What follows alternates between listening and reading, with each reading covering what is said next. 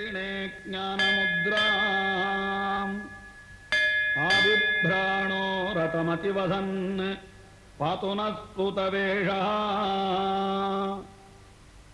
एष नारायण श्रीमान् क्षीरार्णवनिकेतनः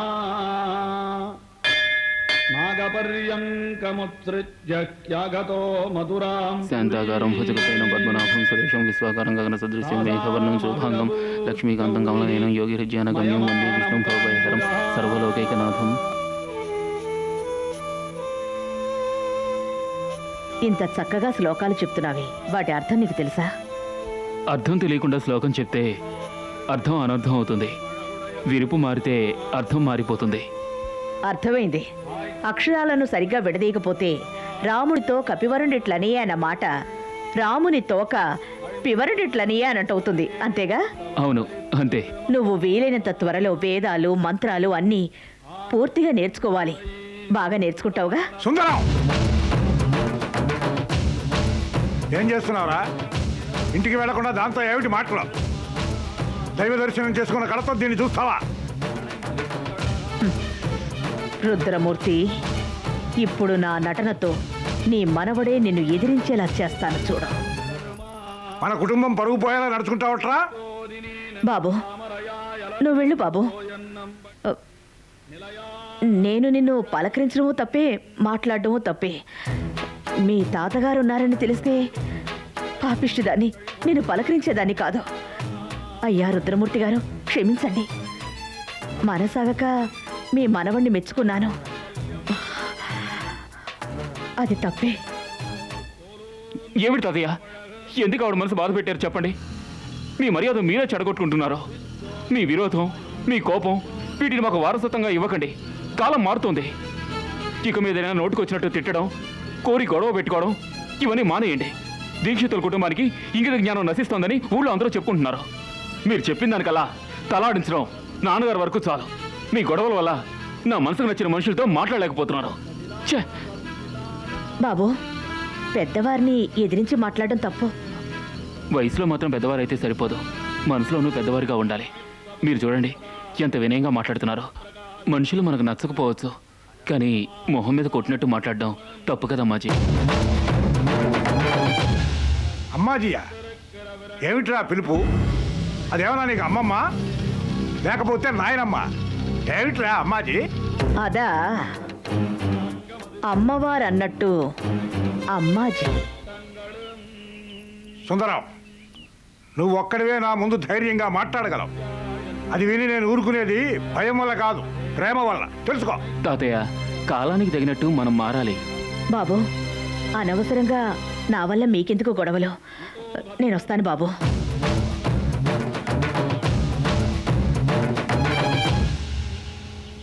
నా కోరిక నెరవేరింది.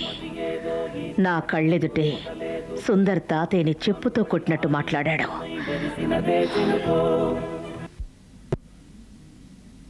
దీని ఎదుట నన్ను ఎన్ని మాటలంటాడా? ఇంటికి రారా, చెప్తాను. అయ్యో అమ్మాజీ, తాతయ్య మాటల్ని మనసులో పెట్టుకోకండి. తాతయ్యతో నువ్వు మాట్లాడింది మనసులోంచి తీసేయలేను. వెళ్ళరా బాబు. వస్తానమ్మాజీ.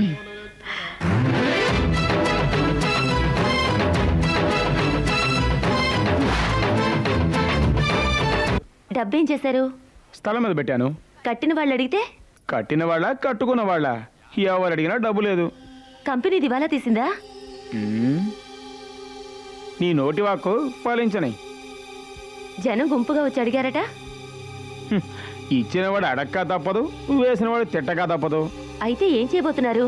ఇవ్వడానికి ప్రయత్నిస్తాను. ఏదో విధంగా వాళ్ళకి ఇవ్వాలి కదా. కంపెనీ డబ్బుతో నీకు కొన్న నగలన్నీ అమ్మి ఇవ్వబోతున్నాను. నా నగలు అమ్ముతారా?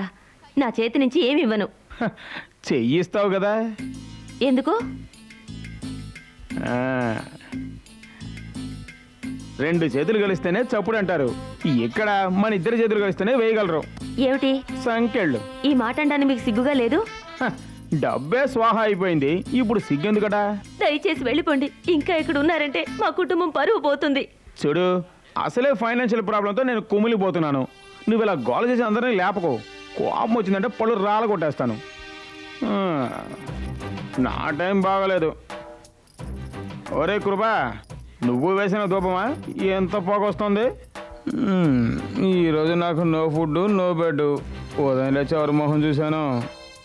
అందరూ కడుపు మంటతో శాపాలు పెట్టారు. విశాల తెగ కుళ్ళుకుంది. సునంద సులోచన ఏడ్చారు. అందరు ఏడుపు తగిలినట్టుగా ఇప్పుడు నువ్వు ఇలాగే ఏడుస్తూ ఉండు. చక్కగా జోల పడినట్టు హాయిగా నిద్ర వస్తుంది.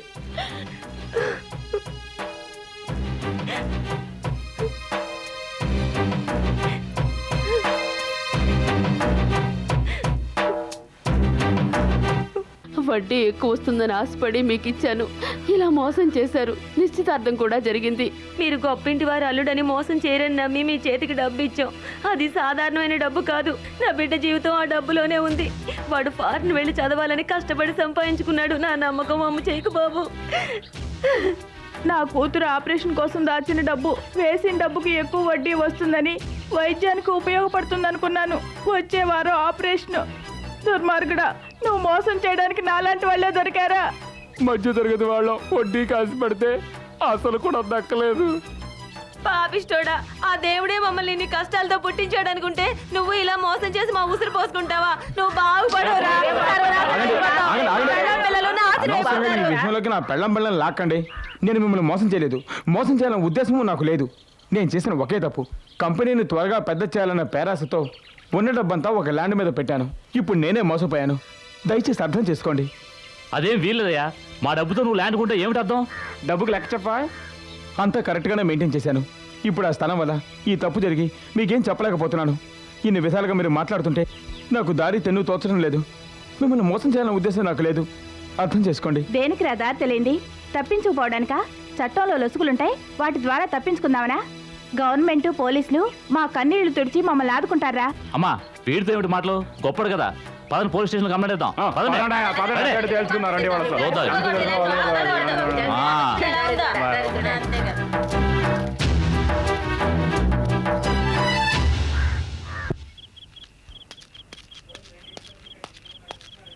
అరే రే కోదండం, ఏమిట్రా నీ పరిస్థితి ఇలా అయింది?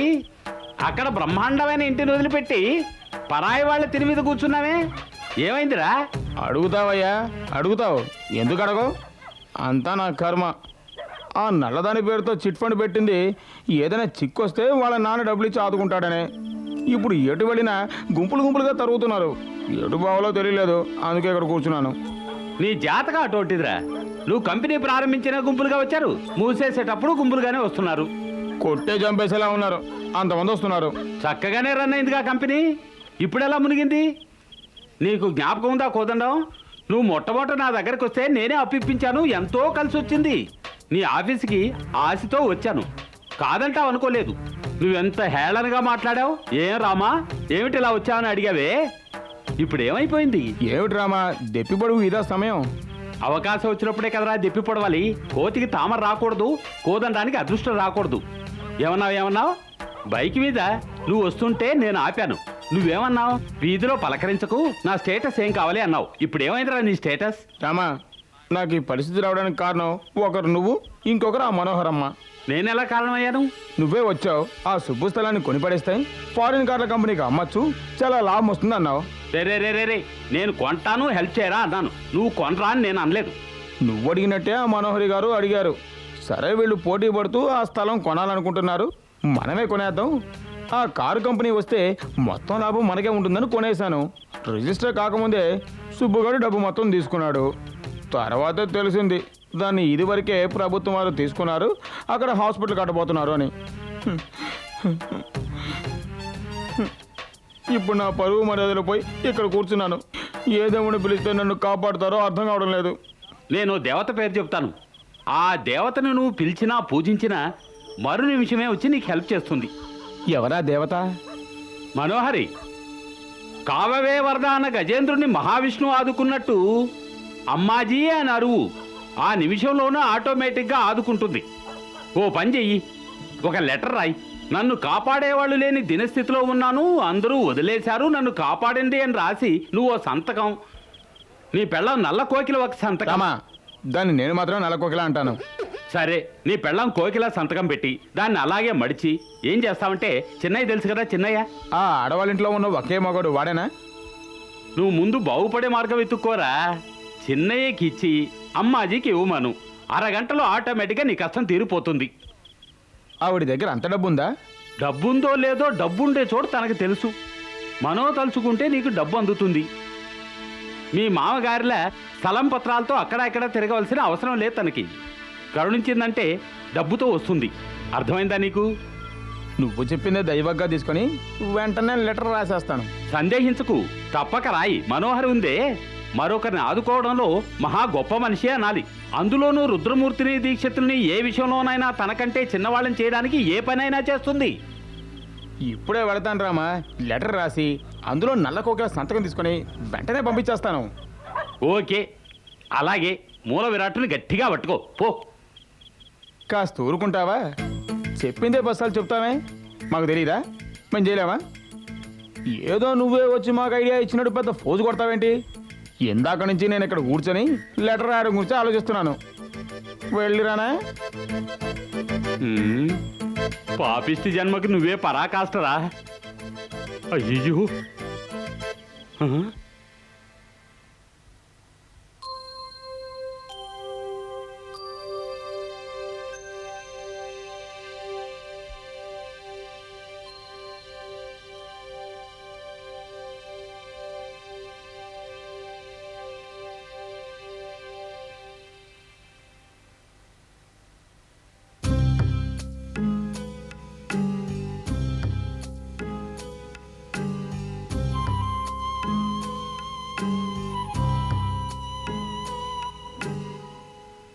కాళ్ళు పడుతున్నావు ఎందుకురా? నాన్న, నేను మీ కాళ్ళు పట్టుకుంటే నన్ను గమనిస్తారుగా, అందుకే పట్టుకున్నా. నాన్న, భగవంతుడి కూడా ఆపాదమస్తకం చూడాలంటారు. నాకు మీరే సర్వస్వం. నేను మీ బిడ్డను నాన్న. ఎంతకన్నా నన్ను కొట్టినా బాగుండేది. సోమనాథ, చెప్పండి. కొడితే బాధ శరీరం వరకేరా, తిడితే మనస్సుకు నవ్వా తగులుతుంది. నీ ధర్మం అధర్మం దగ్గర చూపించకూడదు. మనుధర్మం వేరు, మానవ ధర్మం వేరు, జంతు ధర్మం వేరు. గాయత్రి పెళ్ళయ్యేంత వరకు మనం ఏ గొడవకి పోకూడదు. వయస్సు వచ్చిన పిల్ల ఇంట్లో ఉండగా ఎందుకు ఇలా అపవాదు తెచ్చుకోవడం? ఎప్పుడూ నాకు నీ దిగులేరా, నా కట్టుబాటులో పెరిగావాయరి. నాన్న, నాకు కూడా ఎప్పుడూ మీ గురించే దిగులు. నేను మీ కట్టుబాట్లలో పెరిగాను. మీరు లేకుండా ఎలా జీవించాలో కూడా తెలియకుండా బ్రతుకు గడిపేశాను. నేను ఇన్ని రోజులుగా మీతో చెప్పలేక, చెప్పకుండా ఉండలేక తల్లడిల్లిపోయాను. నేను చేసిన ఆ సహాయం నా స్వధర్మం. ఆపదలో ఉన్న వాళ్ళని ఆదుకోవాలని మీరే నాకు ఉపదేశం చేశారు. కానీ ఇంటికి వచ్చి వాకిట్లోనే పరిహారం చేసుకున్నాను. అది మన వైదిక మనుధర్మం కదా, అది కూడా చేశాను. అదంతా సరేరా, ఏమైనా కోతిపుండు తొందరగా ఆరదు. కుటుంబ కలహం అంత తొందరగా తీరదు, అది తెలుసుకో. నాన్న, ఎలాగో అన్ని విషయాలు మీతో చెప్పి నా మనసులో ఉన్న పెద్ద భారాన్ని ఎప్పటికైనా దించుకున్నాను. చెప్పాలంటే ఎంతో కాలం తర్వాత మీకు సేవ చేసుకునే భాగ్యము, సందర్భము నాకు ఈరోజు దక్కాయి. నేను మీ కాళ్ళు పడుతూ ఉంటాను. మీరు పడుకొని నిద్రపోండి. సోమనాథ, ఇంత వాడివైనా నువ్వు నా కంటికి ఇంకా చంటి పిల్లవాళ్ళ